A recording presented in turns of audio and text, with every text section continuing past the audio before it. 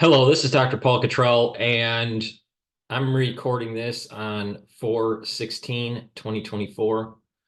I'm going to be going over Parah Adumah, Chapter 9.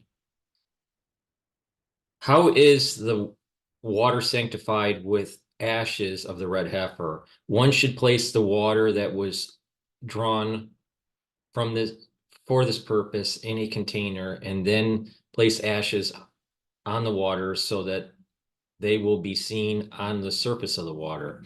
This is sufficient even though it is a large barrel filled with water. He should then mix the entire contents. If he places the ashes in the container first and then place the water upon them, it is disqualified. What then is meant by the Torah's statement, Numbers chapter 19, verse 17, and he shall place living water upon it? That the ash should be mixed with the water. A person sanctifying must focus his concentration. He must cast the ashes on the water by hand. These concepts are implied by the phrase abid. And he shall take for the impure person. The latter words indicate that he must have a specific intent while sanctifying, drawing, and sprinkling. Thus, if the ashes of the red heifer fell from the container holding them into the water, he took the ashes with his hand, but then a friend or the wind thrust him and the ashes fell from his hand into the water, or the ashes fell into his hand onto the side of the container or onto his hand and then onto the water is disqualified. If one sanctified an amount of water insufficient for sprinkling in one container and sanctified another amount of water insufficient for sprinkling in another container, they are not sanctified. If the ashes were floating on the surface of the water and one gathers some from above and sanctified other water with it, it is sanctified. By contrast, any ashes that touch the water may not be used to sanctify water again, even if they were dried. Indeed, even if ashes were blown into the water by the wind, they may not be dried and used to sanctify other water. The following rules apply when there was a small container placed inside a large container.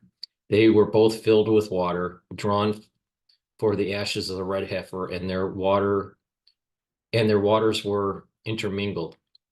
When one placed ashes on the water in the large container and all the water in the small container became sanctified, even though its opening is very narrow and no ashes entered there, the rationale is that the waters were intermingled.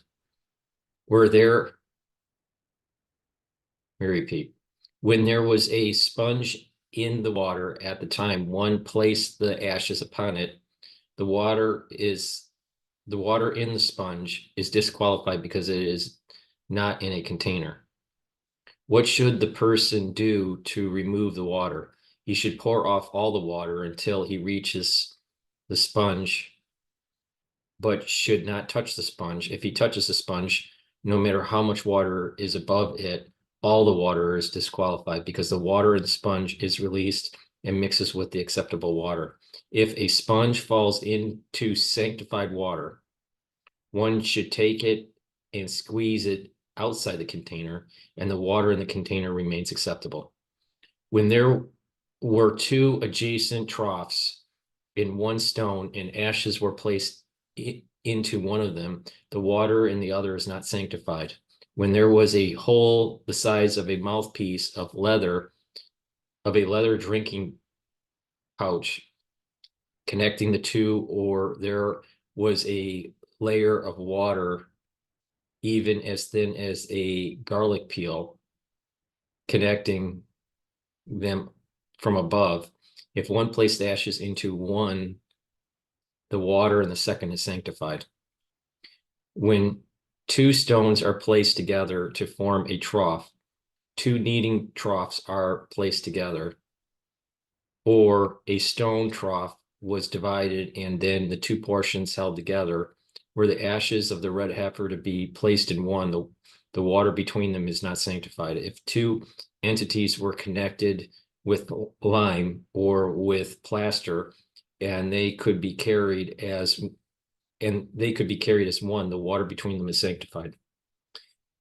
When even the smallest amount of water, wait, let me repeat. When even the smallest amount of other water, even water that was drawn for the sake of the ashes of the red heifer, becomes mixed with sanctified water, it is disqualified. Similarly, if dew descends into such water, it is disqualified. If other liquids or fruit juices fall into it, the entire quantity should be poured out. The container must be dried. Only afterwards can other sanctified water be placed in it. If ink, black earth, or dark earth, or any entity that leaves a mark falls into such water, it must be poured out, but there is no need to dry the container. The rationale is that if any portion of the entity that leaves a mark will remain, it will be apparent. When a person immerses a container for water for the ashes of the red heifer in water that is not fit to be sanctified, he must dry it before he sanctifies other water in it. If he immersed it in water that is fit to be sanctified, he does not have to dry out the container. If, however, he immersed it with the intent of using it to hold sanctified water, he must dry it in any case. When a gourd was immersed in water that was fit to be sanctified, one may sanctify water in it, but one may not collect water that has already been sanctified with the ashes in it. The rationale is that the water in which it was immersed let me repeat. The rationale is that the water in which it was immersed becomes absorbed in its substance. Afterwards, it emerges wait a minute. Let me repeat this again. All right. Let me repeat the whole paragraph here. When a gourd was immersed in water that was fit to be sanctified, one may sanctify water in it, but one may not collect water that has already been sanctified with the ashes in it. The rationale is that the water in which it was immersed becomes absorbed in the substance.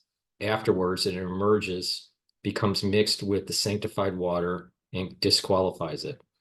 If it became impure, even if it was immersed, we do not sanctify water in it. The rationale is that impure water is absorbed in its substance.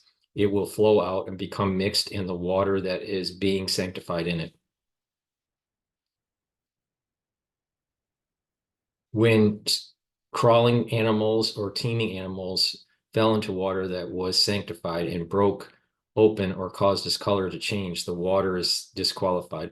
This applies even if they were very dry, like an ant, a moth, or louse that is found in grain. If he placed beetles in such water, it is disqualified, even if they did not break open or cause the color of the water to change. The rationale is that like tubes and the water, the rationale is that they are like tubes and the water enters their body and departs from it, mixed with their body fluids. When a domesticated or wild animal drinks from sanctified water, the water is disqualified. Similarly, all birds disqualify it with the exception of a dove because it sucks water and saliva does not flow from its mouth and become mixed in the water. Similarly, if any of the crawling animals drink from sanctified water, they do not disqualify it with the exception of the mole. It licks the water with its tongue and thus moisture will be released from its mouth into the water. When the appearance of water sanctified with the ashes of the red heifer changes, without any external cause, it is acceptable. If it changes color because of smoke, it is disqualified. If it is frozen or then melted, it is acceptable, even if it's melted in the sun. If, however, it was melted by fire, it is disqualified. When the appearance of the ashes of the red heifer change without any external cause or because of smoke, they are acceptable. If their appearance change because of dust, because lime or gypsum fell into them, or because even the slightest amount of oven ash fell into them, they are disqualified. When a person thinks about drinking water sanctified with the ashes of the red heifer, he does not disqualify it until he actually drinks from it. If he poured from the container directly to his mouth without his lips touching the water in the container, he does not disqualify it. When a container in which the water for the ashes of the red heifer has been placed was left open and then one discovered it closed, the water is disqualified. Let me rephrase that. We suspect that maybe a person who had not purified himself for dealing with the water for the ashes of the red heifer touched it, for it is certain that a person covered it. The following rules apply if one left it covered and found it open. If a mole could have drunk from it or dew could have descended upon it at night, it is disqualified. If not, it is acceptable. The rationale is that two undeterminable factors are involved. It is unknown whether it was uncovered by a person or a domesticated animal, wild animal, or crawling animal. And if we would say that it was uncovered by a person, it is unknown whether he was pure with regard to the water of the ashes of the red heifer. When a person transfers sanctified water or water that was drawn to be sanctified to an impure person to watch, the water is disqualified. When two people are watching water and one becomes impure, the water is still acceptable because it is in the domain of the other watchman. If the first purified himself and the other watchman became impure, it is accepted because the water is in the domain of the first. If they both become impure at once, the water is disqualified. This concludes chapter 9, Parah Adumah.